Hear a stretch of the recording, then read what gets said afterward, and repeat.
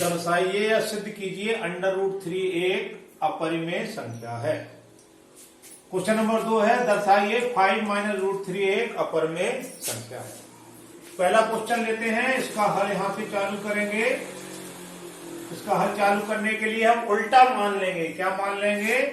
माना √3 एक परिमेय संख्या है। हमने क्या कर लिया? उल्टा मान लिया, परिमेय संख्या है। ठीक है, तो परिमेय संख्या √3 को हमने परिमेय संख्या मान लिया, तो परिमेय संख्या को कैसे लिख लेते हैं अपन लोग? √3 = P/Q। परिमेय संख्या P/Q के रूप में होती है, जहां Q ≠ 0। दोनों पक्षों का वर्ग करने पर, दोनों पक्षों का वर्ग करने पर,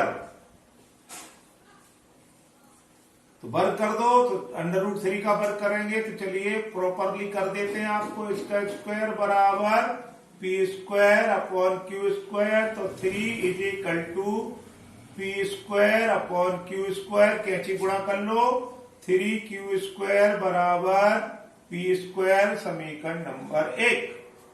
यहां पर P 3 से विभाज्य है। ठीक है, यहां P² 3 से विभाज्य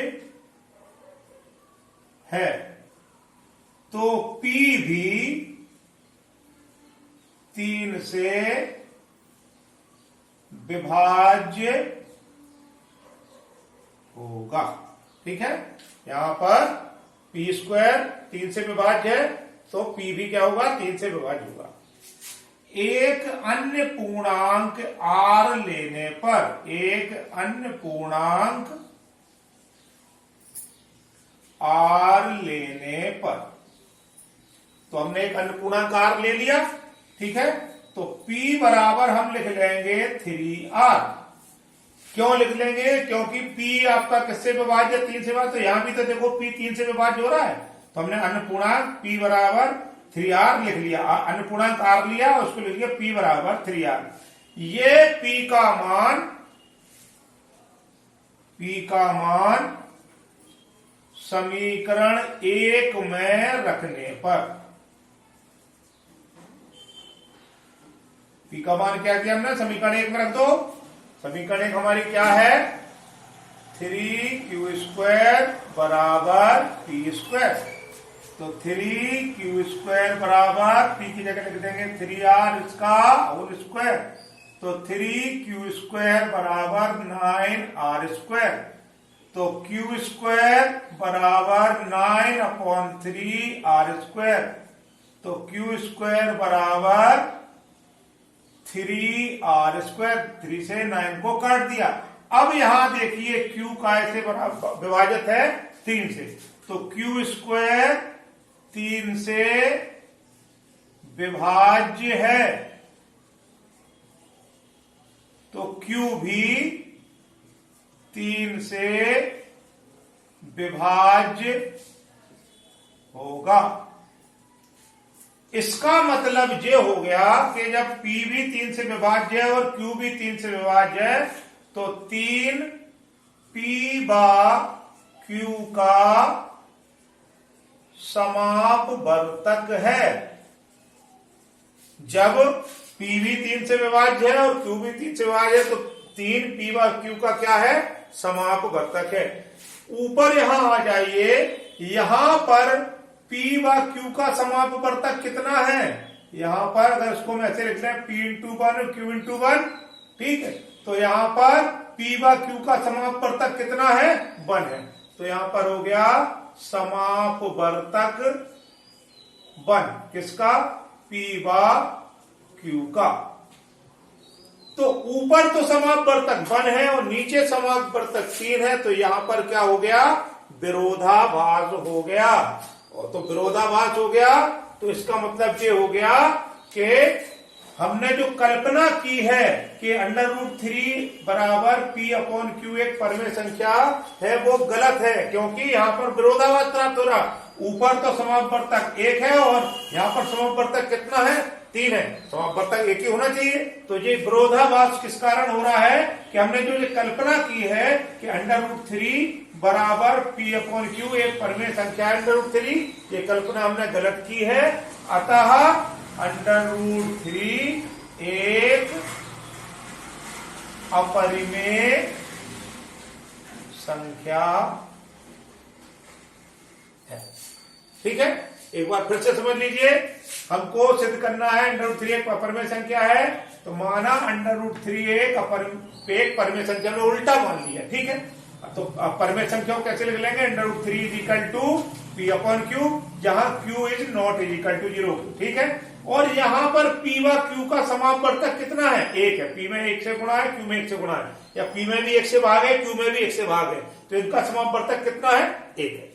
दोनों पक्षों का वर्ग कर दिया, √3 का वर्ग उसका वर्ग कर दिया, 3 P² कैंची गुणा कर दिया, तो समीकरण 1 बन गई। 3Q² बराबर P²। यहां हम देख रहे हैं कि 3 का भाग किसमें है, P² है। P² 3 से विभाज्य है, तो P भी 3 से विभाज्य होगा प्रमेय के अनुसार। ठीक, एक अन्य पूर्णांक R ले लेते हैं। हमने एक अन्य पूर्णांक R ले लिया, तो हमने क्या लिख लिया, P बराबर 3R, क्योंकि P 3 से विभाज्य, तो किसमें P 3 से विभाज्य, तो हमने P बराबर क्या ले लिया, 3R।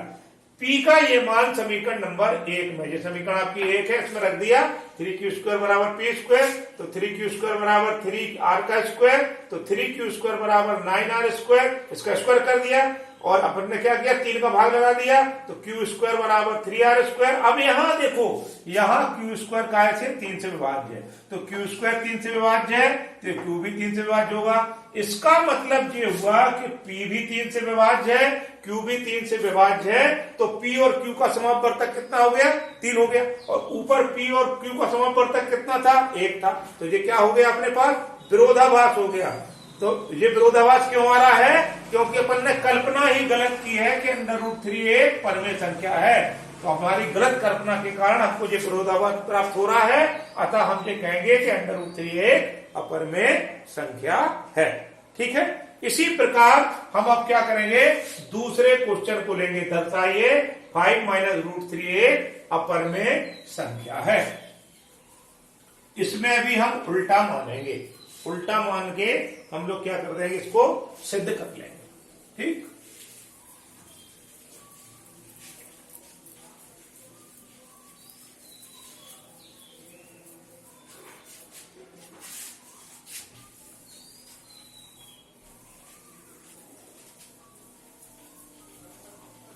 ये आसान है, ये छोटा सा है, क्योंकि अपन ने ऊपर वाला कर लिया है, तो अब ये वाला समझने में और आसानी हो जाएगी। ये देखने में ऐसा लग रहा है, लेकिन बहुत आसान हो गया, क्योंकि हमने ये पहला वाला समझ लिया है। अगर आप लोग पहला वाला नहीं समझते, तो फिर बच्चों ये वाला समझने में आपको दिक्कत होती। ये तो आपको एक चुटकी बजाते हुए समझा देता हूं। ठीक है, अब हमको क्या सिद्ध करना है, 5 - √3 एक अपरिमेय संख्या है। फिर हमने क्या किया, इसको मान लिया, माना 5 - √3 एक परिमेय संख्या है। तो इसको लिख लेंगे 5 - के √3 बराबर P/Q, जहां Q is not is equal to 0। ठीक है, पक्षांतर कर लो इसका, 5, और जहां पर P/Q पूर्णांक है, ये और लिख लो भाई। ठीक है, पक्षांतर कर दो, तो 5 - P/Q बराबर √3। अब यहां पर देखिए, इसको ऐसे लिख लो, तो √3 बराबर 5 - P/Q।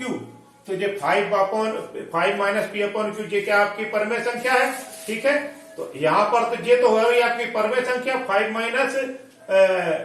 P/Q, और √3 क्या है, √3 यहां पर आप लोग लिख लेंगे 5 - P/Q परिमेय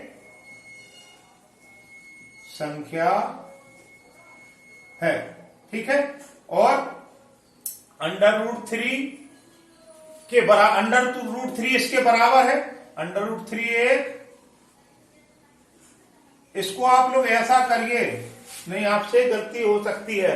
यहां पर क्या है, यहां पर अपन लोग क्या करेंगे कि जो 5 माइनस पी अपॉन क्यू है ये अपनी क्या है, परमेय संख्या है। और अंडर रूट 3 हमने इससे पहले उसमें क्या किया है, चैप्टर में अभी पहले क्वेश्चन में सिद्ध किया है कि अंडर रूट 3 एक अपरमेय संख्या है। तो आपको लिखना है, क्या लिखना है, मैं लिखना बता दे रहा हूं कि पी अपॉन क्यू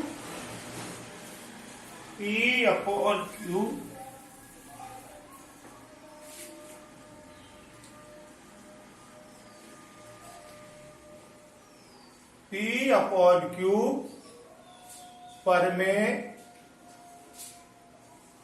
संख्या है और अंडर रूट 3 एक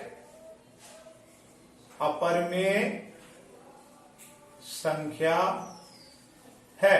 और ये विरोधाभास है क्योंकि अपरमेय संख्या परमेय संख्या के बराबर हो ही नहीं सकती, ये परमेय संख्या है, ठीक है। और ये परमेय संख्या और दोनों कैसी आपस में क्या दिखा रहे हैं, यहाँ पर बराबर दिखा रहे हैं। ये विरोधाभास किस वजह से है, क्योंकि हमने ये जो कल्पना की है ये कल्पना ही गलत की है। यहाँ पर under root 3 equal to 5 minus P upon Q है, तो पी अपॉन जो क्यू है ये क्या परमेय संख्या है और अंडर रूट 3 क्या है, अपरमेय संख्या है। तो परमेय संख्या और परमेय संख्या कैसे बराबर हो सकती है, ये विरोधाभास आ रहा। ये विरोधाभास किस लिए आ रहा, क्योंकि हमने ये कल्पना ही गलत की है। अतः हम कह सकते हैं कि 5 माइनस रूट 3 एक अपरिमेय संख्या है। तो ये आपको ऐसे लिखना पड़ेगा, अपरिमेय संख्या है, ठीक।